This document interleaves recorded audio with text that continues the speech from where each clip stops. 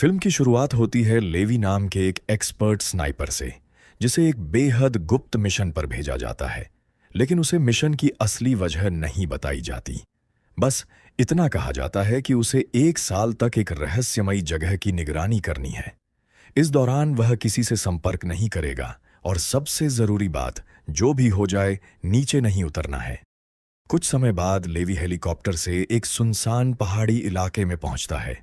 वहां उसके सामने एक बेहद गहरी और रहस्यमयी खाई होती है, जिसे डेथ गॉर्ज कहा जाता है। इतनी गहरी कि नीचे क्या है यह दिखाई भी नहीं देता।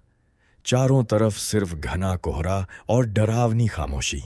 वहां पहले से मौजूद गार्ड उसे सारी जिम्मेदारी समझाता है। जाते जाते वह सिर्फ एक बात कहता है, अगर नीचे कोई भी हलचल दिखाई दे, बिना सोचे गोली चला देना और किसी भी हालत में नीचे मत जाना। लेकिन नीचे आखिर है क्या, इसका जवाब कोई नहीं देता। उसी समय खाई के दूसरी तरफ बने एक टॉवर में एक और एलिट स्नाइपर ड्रासा अपनी ड्यूटी संभालती है। दोनों के बीच बात करना मना है, फिर भी दूर से एक दूसरे को देखकर वे हाथ हिलाकर इशारा करने लगते हैं। धीरे धीरे उनकी यह छोटी सी पहचान दोस्ती में बदलने लगती है। दिन बीतते जाते हैं। चारों तरफ सन्नाटा, कोई इंसान नहीं, सिर्फ 2 टॉवर और उनके बीच मौजूद वह रहस्यमयी खाई।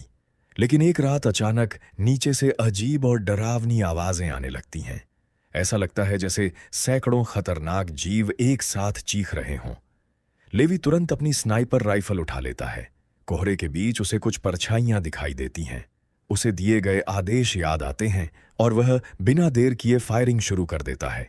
कुछ ही सेकंड बाद सब कुछ फिर से शांत हो जाता है, जैसे वहां कभी कुछ हुआ ही ना हो। अब लेवी के मन में सवाल और भी बढ़ जाते हैं। आखिर इस खाई में ऐसा क्या छिपा है? सरकार इससे क्या छिपाना चाहती है? और दुनिया के सबसे बेहतरीन स्नाइपर्स को ही इसकी सुरक्षा क्यों करनी पड़ रही है? इन सभी सवालों के जवाब मिलेंगे कहानी के अगले भाग में। तो मिलते हैं डेथ गॉर्ज पार्ट 2 में।